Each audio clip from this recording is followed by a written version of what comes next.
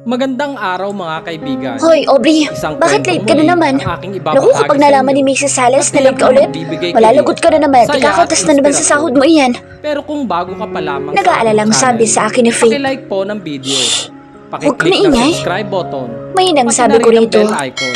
Siguro nagpuyat Para ka na lagi naman kayong ano? updated Dahil sa kababasa mo ng mga pocket paparating ko book. pang upload. Sabi ulit sa akin ni Faith. Ha? Hindi Natulog kaya ako na maaga kagabi. Palusot ko rito. Nakita ko umiling na lang ito sa akin. Isa akong sales lady sa isang sikat na mall. Maganda naman ang pasahod sa akin lalo at mayaman ang may-ari ng gusaling ito. Halos 3 taon na ako nagtatrabaho rito. Ang totoo niyan ay nag-iisa lang ako sa buhay. Wala na akong mga magulang dahil maaga silang kinuha sa akin ni Papa God. Tanggap ko naman, ganoon talaga ang buhay ng tao. May umaalis ng tuluyan.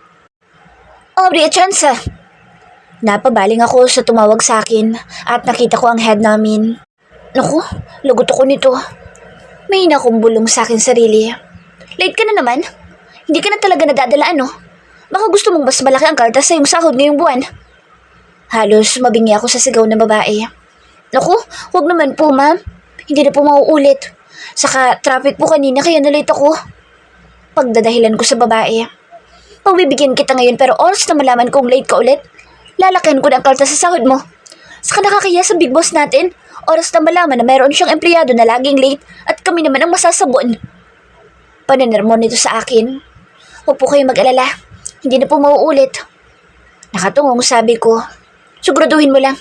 Sige na, pumunta ka na sa pwesto mo. Pagtataboy nito sa akin.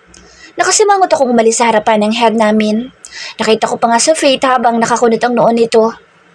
Oh, bakit nakasimangot ka? Aubrey, siguro inasermonan ka na naman ni Mrs. Sales Tanong nito sa akin. Umirap lamang ako dito. Napapansin ko lang, ako lagi nakikita ng mataba na yun. Naiinis na wika ako. Hoy, ano ka ba? Baka marinig ka, lalo kang pag-initan ng head natin. Pagsaway sa akin ni Faith. Nakakainis naman kasi, hindi lang naman ako late ngayong araw Bakit parang ako lang laging nakikita niya? Wika ako. Hayaan mo na, ganoon naman talaga ang head natin. Parang laging may dalaw. Saka tigilan mo ng kababasan ng pocketbook lalo na sa gabi. Tingnan mo at lagi kang late sa trabaho. Pag-ungol ko lamang dito. Sige na, doon ako sa pwesto ko. Paalam ni Faith sa akin, kaya tumango na lamang ako rito. Hindi naman nagtagal ay napansin kong papadilim na at maya-maya lang ay mag-uuwian na naman. Sumapit ang 9:00 ng gabi. Kaya naman nagmamadali ako lumabas. At paglabas ko ay kitang-kita ko pa rin kung gaano ka-traffic dito sa Maynila. At nang may tumigil na jeepney ay nakipagsiksikan ako dahil gusto ko na makauwi dahil antok na rin ako. Halos 2 oras din bago ako nakarating sa akin tahanan. Ito lang ang tanging naiwan sa akin ng parents ko nang mawala sila. Okay na rin ito kasi mangupahan ako. Agad akong pumunta sa akin sa lid upang magpalit ng damit.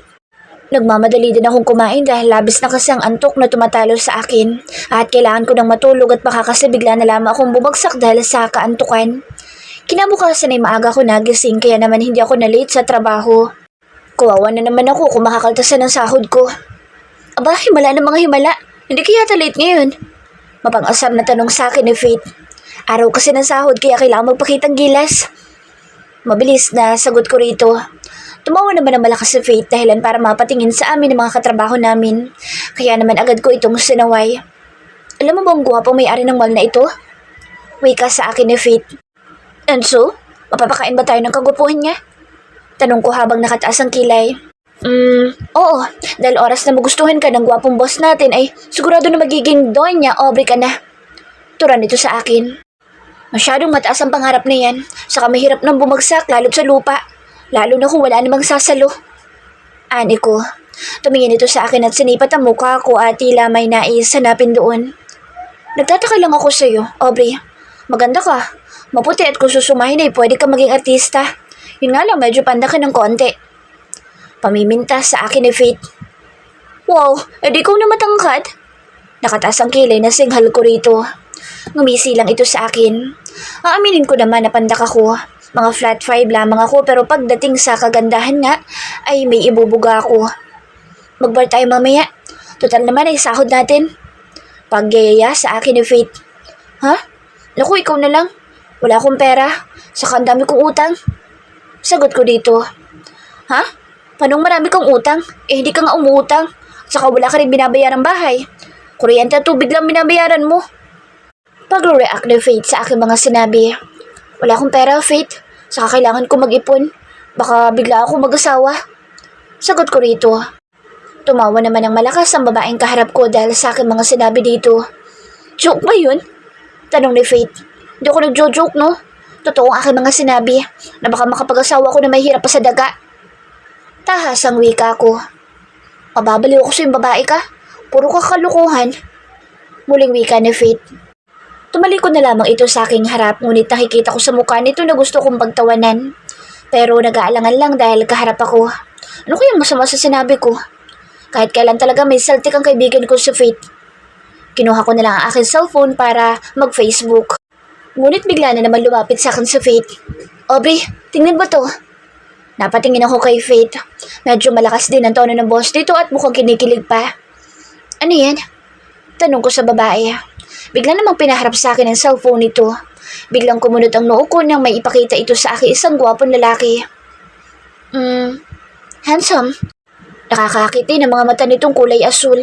Kahit sinong babae ay mahuhumaling dito pero sa katulad namin mga ordinaryong tao, ay malabong mapansin kami. Ang pangit naman. Bulalas ko pa. What? Pangit ito sa paningin mo? Pasigaw na tanong sa akin ni Faith. Yes, hindi siya gwapo para sa akin. Nakaingos na wika ako sa aking kaibigan. Ay, grabe ko, Aubrey. Bulalas dito. Pero ako ng cellphone mo, Faith. Saan ko dito? Bakit? Magko-comment ako sa page niya at sasabihin ko na sobrang pangit niya. Nakangising sabi ko rito. Ano? Malakas na bigkas dito kaya naman napatingin sa amin ang ibang mga kasamahan namin sa trabaho. Ang ingay mo? Pagsuway ko kay Faith, hindi ito nagsalita pero nakikita ko sa mukha nito ang gulat. Marahil ay hindi ito makapaniwala sa aking mga sinabi. At nang mahimas-himasan ay agad niya akong sinuway at pinagsabihan rin na huwag ako mag-comment sa Facebook ng lalaking iyon. Akala mo hindi ko alam na marami kang kaaway sa mga page? Pwede ba? Huwag kang basta mag-comment, Aubrey. Saad sa akin ni Faith. Sinasabi ko lang naman ang opinion ko. Sa katotoo naman kasi yung mga sinasabi ko. Palusot ko pa. Ewan ko sa'yo, Aubrey. Sa ginagawa mong iyan, dyan ka ba papahamak? Paano ko mapapahamak? Saka nag-comment lang ako ng mga saloobin ko. Sagot ko rito. Nakita kong umiiling na lamang ito sa akin mga sinabi pero maya-maya pa ay sinabihan ako na mag-iingat lagi sa mga bibitawan ko salita. Ngunit isang pagngisi lamang ang isinukli ko rito. Sumapit ang gabi kaya oras na para umuwi. Kaya nagmamadala ako lumabas ng gusali. Nakakita naman ako ng masasakyan ko at agad na sumakay roon. Pagdating sa akin bahay ay agad akong kumain. Naglinis lang ako ng katawan ko at pagkatapos ay tuluyan ng nahiga sa kama para matulog at nakatulog. Napabalik ko sa kunang bangon nang maalala ko may pasok nga pala ako ngayon at pagtingin ko sa watch ko ay 7:20 na ng umaga. Nakulugot ako nito, lalo at araw ng sahod ngayon. Nagmadali akong pumasok sa banyo para maligo. Siguro ay mamaya na lang ako kakain. Mahirap na at baka tuluyan akong malate sa trabaho, lalo at traffic pa naman. Nagmamadali ako lumabas ng bahay. Hindi na nga ako nag-abala pang magsuklay ng buhok ko. Mamaya na lang kapag may time na. Naghintay ako ng masasakyan na jeepney. Hindi nagtagal ay may nakita kong paparating na sasakyan. Pansin ko ay halos puno na rin ang loob nito. Kaya naman nagmamadali akong pumasok sa loob at baka maunahan pa ako. Bahala ng mga mababagal ang kilos. Miss, teka lang. Ako na unang maghintay rito sa sakayan tapos unahan mo ko sumakay sa jeep? Galit na wika ng babaeng sobrang pula ng nguso. Ano raw? Kaya naman tumaas ang kilay ko bago magsalita. Hindi ko na kasalanan kung makupad ka. Ang bagal mo kasi. Masungit na balik ko rito. Nakita ko nalilisik ang mata nito sa akin. Hindi ko na lang ito pinansin. Umirap na lang ako rito. Manong driver, paandarin mo na ang jeep at baka malate ako. Tahas ang wika ko. Wala naman nag-react ng mga pasahero sa mga sinabi ko. Baka ayaw din nilang malate. Saktong pagtigil ng jeep ay siyang pagbaba ko. Mabilis akong tumakbo palapit sa mall na pinagtatrabahuhan ko at napakunot ang noo ko nang makita ko ang mga lalaki naglalakad. Paano ko makakadaan? Halos sakupin nila ang daan. Nakakainis sila. Bahala na nga kung makakalusot ako. Bakit ba ang dami nila at sa tingin ko ay mukha sila mga bodyguard? Mabilis ako lumapit sa isang lalaki na sa hulihan upang kausapin ito. Kuya, excuse me. Sabay kalabit ko sa likod nito. Lumingon naman ito sa akin. Bakit po, miss? Tanong nito. Pwede bang paunahin niyo ako? O kahit bigyan na lang ninyo ako ng konting daan? Pakiusap ko rito. Sorry, miss. Hindi pwede. Hintayin mo na lang na makaalis sa Lord. Wika nito sa akin. Parang gusto ko siyang sipain ng mga oras na ito. Anak ng tokwa. Hintayin ko pa raw na makaalis ang pinuno nila. Kaya naman masamang tingin na ibinigay ko rito. Wala ka palang kwentang kausap, kuya. Tahasang wika ko. Agad na lumingon ako upang tingnan ko na kahit papaano ay may madadaanan ako lalo tumigil pa ang mga ito. Hindi na ako nag-isip. Bahala na. Yun ang katwiran ko. Kaya naman mabilis akong tumakbo upang hawiin ang 2 tao para makadaan ako. Tabi! Tabi! Tumabi kayo at dadaan ako! Sigaw ko sa mga ito at alam kong ikinagulat nila sa pagsulpot ko. Hirap na hirap pa nga akong hawiin ang mga lalaki dahil sobrang malalaki ang mga katawan. Miss, sandali lang! Sigaw na isa lalaki pero hindi ako lumingon dito. Stop! Narinig kong wika na isa pang lalaki. At ang boss nito ay labis na nakakaakit. Mukhang ito ang pinuno nila. Nakahinga ako ng maluwag nang tuluyan ako makapasok sa loob ng mall. Hoy, Aubrey, bakit ngayon ka lang? Pagpuna sa akin ni Faith. Traffic. Sagot ko. Umiling na lamang ito sa palusot ko. Si head natin, nandito ba? Tanong ko. Sabay ikot ng mga mata sa paligid. Nasa 4th floor siya ngayon kasi pupunta ang big boss natin kaya busy si Miss Alice. Sagot naman ni Faith sa tanong ko.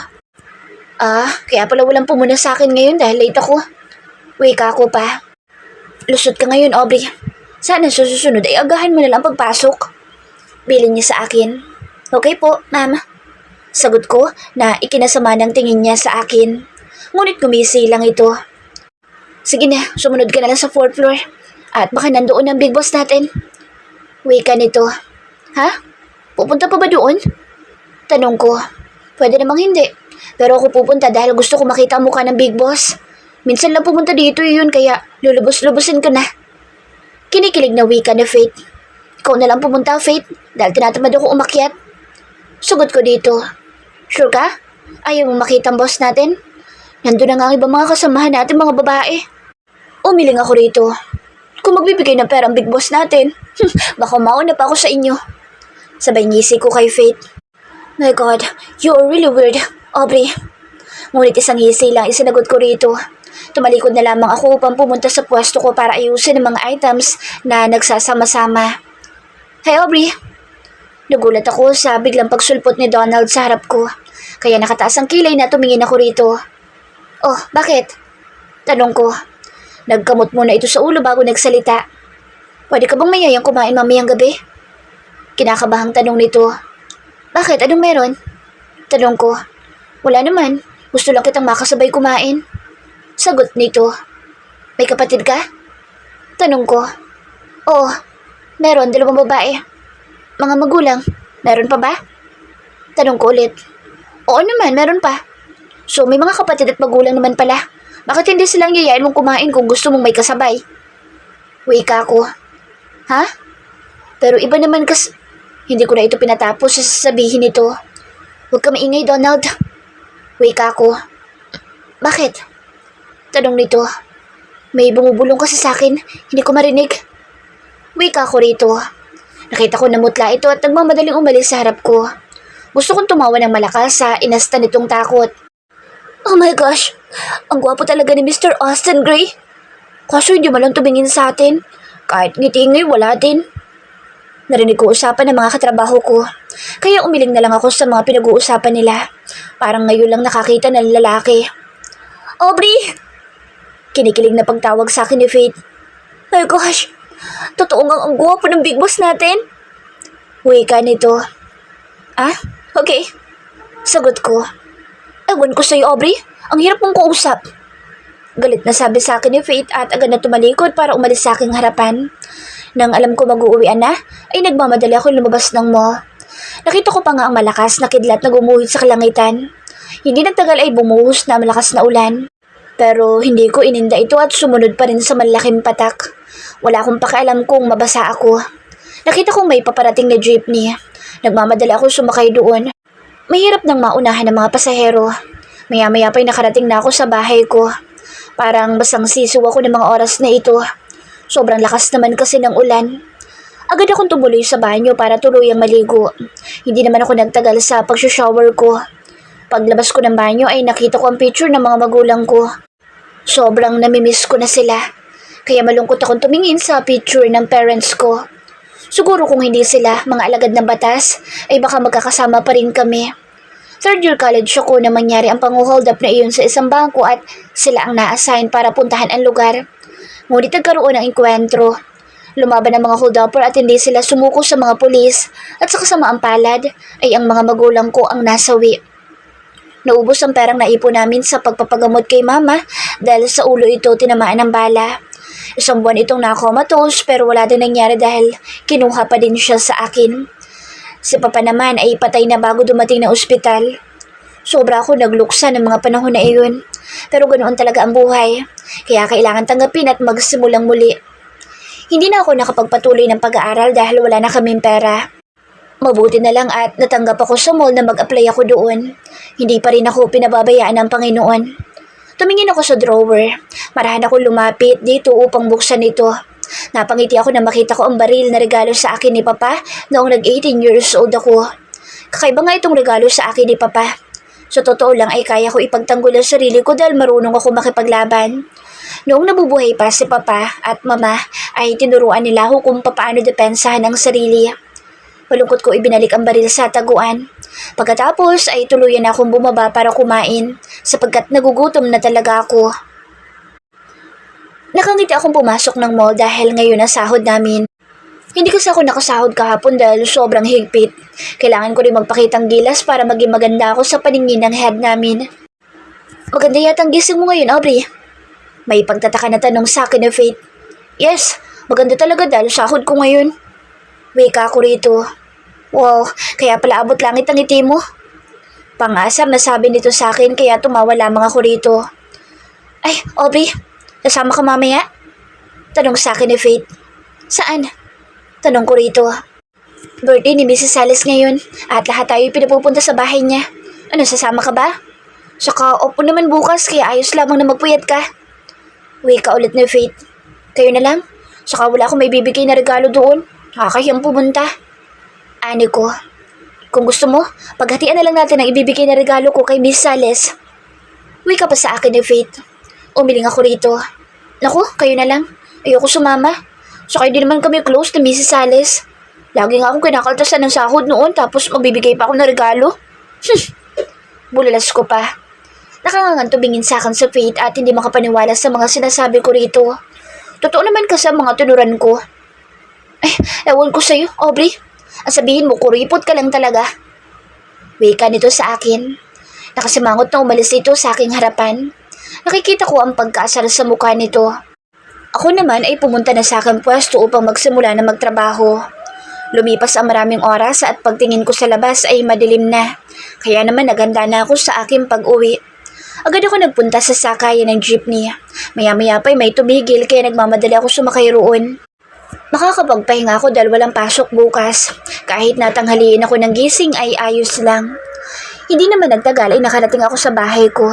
Nagmamadali din akong nagpalit ng damit dahil gusto ko nang kumain. Tinapos ko muna mga gawain ko bago ako pumanhik sa aking kwarto. Kinuha ko rin ang cellphone.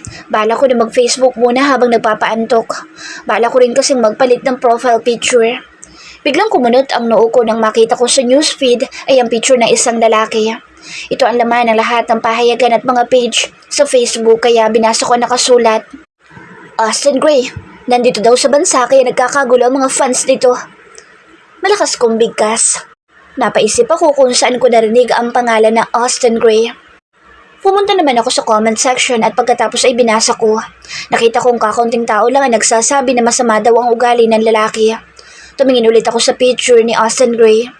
Guwapo ito lalo na kapag tinititigan ng matagal. Kahit sinong babae ay mahuhumaling rito. Bigla tuloy ako napangisi nang may pumasok na kalokohan sa utak ko at siguradong magagalit sa akin ang mga tagahanga ni Austin Gray. Muli kong binasa ang mga comment ng ilang mga tagahanga ng lalaki. Kaya nagsimula na rin ako mag-comment sa page kung saan balita nandoon ang lalaki. Comment 1. Austin, ang gwapo mo, sana sa akin ka na lang. Comment 2. Oh my gosh, Papa Austin, sana ako nalang ligawan mo. 3. Sana mapansin mo ako, Austin, dahil ngayon pa lang ay mahal na kita. Comment 4. Kahit sulyap lang ay masaya na ako mamamatay. Hindi naman siya gwapo ah. Comment 1. Kung wala ka rin magandang sasabihin kay Papa Austin, huwag ka na mag-comment. Hater, me. Meron ako sasabihin. Opinyon ko lang naman ito kaya sana lang ay huwag kayong magalit sa akin. Alam niyo bang pangit ang hinahangaan niyo? Comment 1. What? Hoy babae, pwede lumayas ka dito sa page ni Austin? Comment 3. Oo nga, umalis ka dito dahil bawal ang hater dito. Hater me. Totoo naman ang aking mga tinuran. Dahil para sa akin ay hindi siya gwapo. Comment 4. Bulag ka ba? Ang gwapo kayo ni Austin. Comment 1. Oo nga, bulag yan kaya hindi nakikita kung gaano kagwapo si Papa Austin. Hater me. Hindi ako bulag. Kitang-kita ng mga mata ko kung gaano kapangit ang inyong hinahangaan. Comment 2. Lumayos ka sa page ni Austin dahil hindi na babagay dito ang mga bitter na katulad mo. Hater me. Mayabang at hindi naman gwapo. Mayaman lang siya kaya sobrang sikat. Bakit tumahanga kayo sa kanya? Para sa akin, hindi siya gwapo at mukha siyang kabayo. Sabi ko pa sa comment. Comment 3. Ikaw ang pangit, kaya pwede lumayas ka dito sa page ni Austin? Hater me. Totoo naman mga sinasabi ko na mukha siyang kabayo. Saka matulog na lang kayo dahil makakaipon pa kayo ng muta. Pang-asar ko sa comment. Agad ako nag-log out dahil inaantok na talaga ako. At sigurado akong galit na galit ang mga tagahanga ni Austin sa akin. 10:00 na ako nagising kinabukasan. Napasarap ang tulog ko. Sabagay, off day ko naman ngayon. Ang kailangan kong gawin ay maglinis ng buong bahay saka tambak na rin ang labahin ko. Uunahin ko muna maglinis ng bahay lalo't nakikita ko na iyong mga alikabok. Siguradong magagalit si mama nito kapag nakita na sobrang dumi ng bahay. Baka multuhin pa ako. Kailangan ko rin mag-grocery ng mga dalata. Wala na kasi ako stock ng mga pagkain. Saka may pasok na naman ako bukas. Bigla na naman pumasok sa utak ko sina mama at papa. Sobra ko na silang namimiss.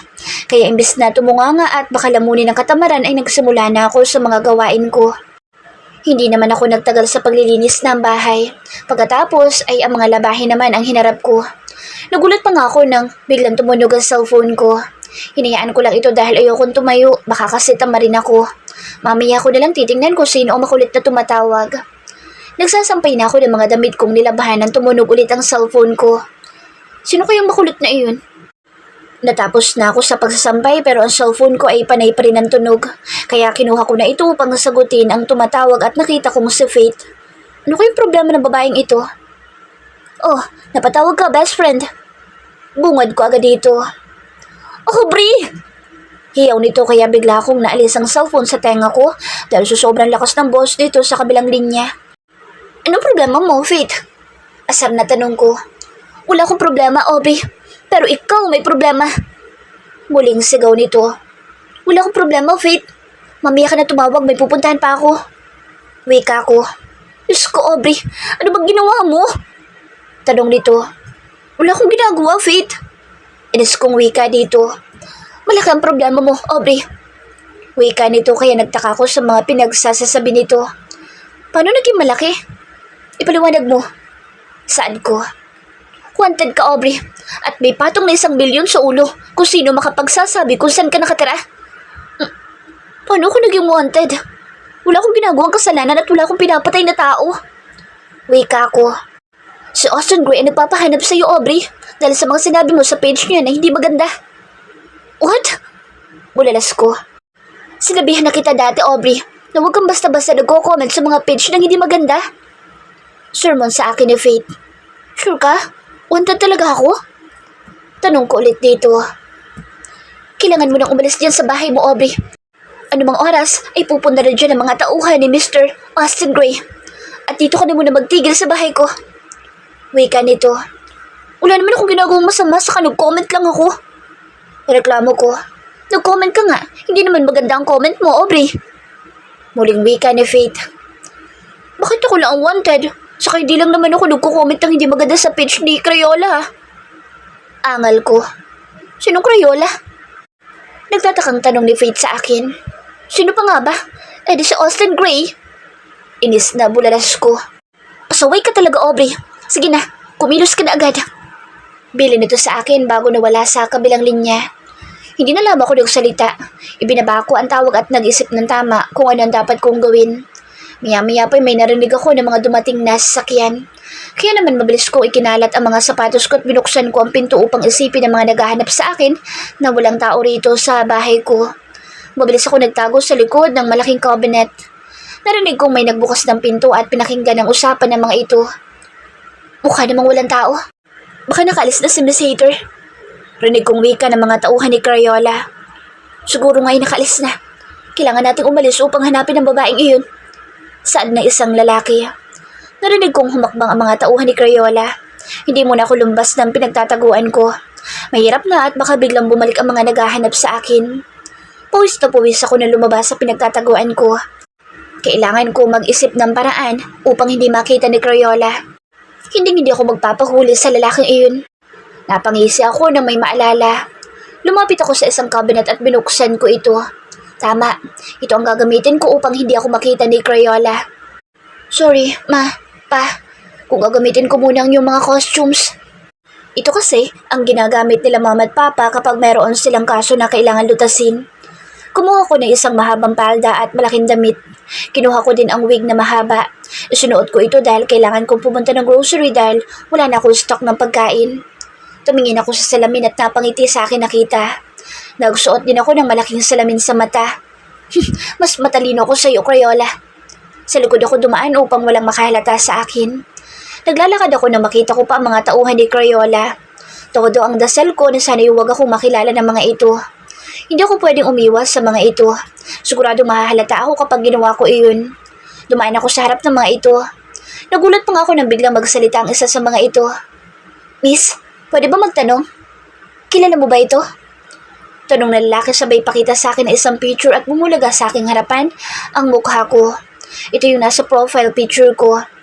Ibang itsura ko sa picture dahil kulay light yellow ang kulay ng buhok ko. Napagtripan ko lang ipo-blonde ito. Napangiti ako ng lihim.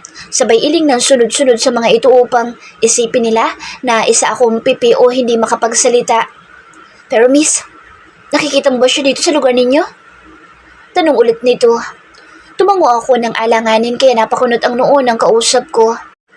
May nakita akong ballpen na hawak na isang kasamahan nito kaya mabilis ko yung kinuha. Kinuha ko rin ang palad ng kausap ko upang doon isulat ang sasabihin ko. Napangisi ako ng lihim. Ang galing ko talaga. Isa akong pipi. Sulat ko sa palad ng kausap ko. Tanging sagot lang dito sa akin. Kailan mo nakita ang babaeng ito? Tanong dito sabay turo ulit sa picture na hawak ko. Kinuha ko ulit ang palad dito at nagsulat doon. Kanina lang, nagmamadali siyang umalis at meron din siyang dalang maleta. Mukhang magbabakasyon siguro. Sulat ko sa palad ng lalaki. Nakita mo ba kung saan siya dumaan? Tanong ulit nito. Nagsulat ulit ako. Naku, hindi ko siya nakita kung saan dumaan. Hindi ko naman kilala ang babaeng iyan pero alam ko, dito lang din siya nakatira. Sulat ko sa palad nito. Sige na, miss. Salamat sa abala. Kung sakaling makita mo ulit ang babae ito, tawagan mo lang kami. Wika ng kausap ko. Inabutan ako ng isang calling card kaya kinuha ko naman iyon. Miss, kung sakaling ikaw makakakita sa kanya, ay makakakuha ka ng reward na 1,000,000. Wika muli ng kausap ko. Nagkunway akong tuwan-tuwa pero sa isipan ko ay ang tatangan nito. Nagpatuloy lamang ako sa paglalakad hanggang sa makarating ako sa grocery store. Bumili lang ako ng mga kakailanganin ko. Kumuha din ako ng candle. Candle muna ang gagamitin ko upang isipin ng mga humahabol sa akin na wala nang ang tao sa bahay ko. Papalabas na ako ng store nang makita ko ulit ang mga humahabol sa akin at meron itong kausap na isang lalaki na nakatalikod. Pasimple ako lumapit sa mga ito upang marinig ko ang mga pinag-uusapan nila. Hindi niyo pa rin nahanap ang babae? Tanong ng lalaki na katalikod. Hindi pa po. Pinuntahan na nga namin sa bahay niya kaso wala na siya doon. Meron kami nakausap at ang sabi nagmamadali daw na umalis. Paliwanag ng lalaki na kausap ko kanina.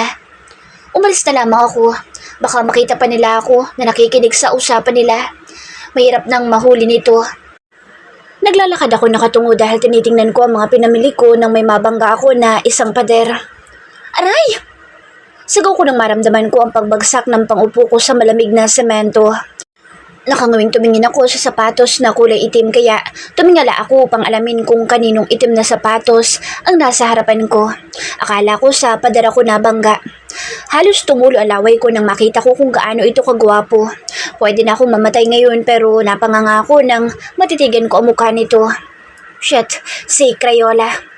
Nakahinga lamang ako nang maluwag nang nilampasan lang ako nito. Hindi man lang ako tinulungang tumayo ng lokong lalaking iyon. Napangisi ako dahil hindi man lang ako nakilala kaso hirap naman akong tumayo. Agad kong kinuha ang mga pinamili ko at umalis na sa lugar na iyon. Baka meron pang makakilala sa akin. Pumasok ako sa loob ng bahay ko at hindi ako nagbukas ng ilaw. Kailangan ko magtiis muna sa ganito. Kaysa naman mahuli ako ni Crayola. Baka ipakulong din ako. Maya-maya pa ay narinig kong may tumatawag sa cellphone ko kaya agad ko itong kinuha at nakita kong number lamang ito. Kaya nagtataka ako kung sino ito. Hello? Sino to? Tanong ko agad ngunit wala akong narinig na salita sa kabilang linya. Sino ba to? Tanong ko ulit pero wala pa rin nagsalita. Kung ayaw mo magsalita, bahala ka sa buhay mo. Bulalas ko, sabay off ng phone ko. Humiga ako sa kama upang matulog. Siguro ay aagahan ko na lang ng gising bukas para makapasok sa akin trabaho. Kinabukasan ay narinig ko ang alarm ng cellphone ko kaya nagmamadala akong bumangon. Kailangan kong makaalis kaagad. Sa likod bahay ako dumaan. Nakita kong nakatingin sa akin ang mga pasahero nitong jeep na sinasakyan ko. Iba kasi ang itsura ko. Kulot kasi ang suot kong wig at nakasalamin din ako ng malaki.